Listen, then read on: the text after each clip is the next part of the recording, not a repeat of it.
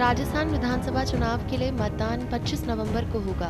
भाजपा ने 124 उम्मीदवारों का ऐलान कर दिया है, जबकि कांग्रेस ने 76 प्रत्याशियों को मैदान में उतार दिया है। भाजपा की 41 नामों की पहली सूची को छोड़ दिया जाए तो दूसरी ओर कांग्रेस की दोनों ही लिस्ट में सिर्फ लिस्ट ही नहीं है, बाकी प्रत्याशी पुराने ही हैं। सूची जारी होने के बाद कई सीटों पर तो प्रत्याशियों का विरोध भी हो रहा है।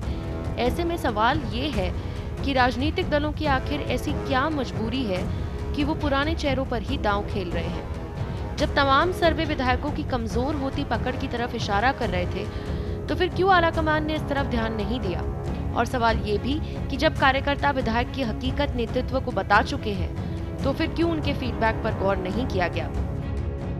भाजपा के अब तक घोषित 124 प्रत्याशियों में से करीब 80 चेहरे वो ही हैं जो साल 2018 में चुनाव लड़े थे।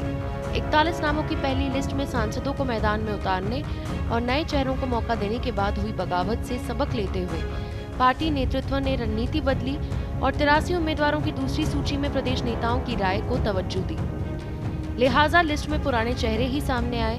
ऐसे में सवाल भी उठने लगे हैं कि आखिर ऐसी क्या मजबूरी है कि पुराने चेहरों पर ही भरोसा करना पड़ा। खास बात यह है कि घोषित उम्मीदवारों का भी विरोध हो रहा है, जिसके बाद दिल्ली दरबार की चिंता बढ़ गई है।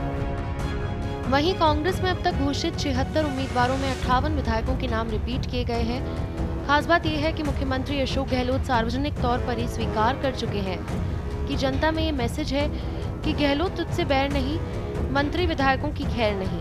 इसके बावजूद पुराने चेहरों पर ही दांव खेलना अंदर खाने कांग्रेसियों को पच नहीं रहा है। अब सवाल ये कि क्यों कार्यकर्ताओं की भावनाओं की अनदेखी की गई। राजनीति जानकर इसे सियासी संकट के समय विधायकों की ओर से साथ देने का गहलोत का तोहफा भी बता रहे हैं। बहरहाल कांग्रेस और भाजपा ने पुराने चेहरों को मैदान में उतारकर अपने इरादे जाहिर कर दिए हैं। अब बारी जनता की है, जो 25 नवंबर को ईवीएम का बटन दबाकर ये तय करेगी कि जिन उम्मीदवारों पर कांग्रेस भाजपा ने भरोसा जताया है, वो जनता के भरोसे पर कितना खरा उतर रहे हैं। हालांकि अभी कांग्रेस के 124 और भाजपा के 76 प्रत्याशी आना बाकी है, मगर पहली सूची को देखकर यही लगता है कि इस लिस्ट में भी पुराने चेहरों को ही मैदान में उतारने की योजना है। अब देखना ये होगा कि आने वाली लिस्ट में कितने पुराने चेहरे सामने आते हैं, और देखना ये भी दिलचस्प होगा कि जनता इन्हें कितना पसंद करती है। स्पेशल रिपोर्ट, पत्रकार टीवी।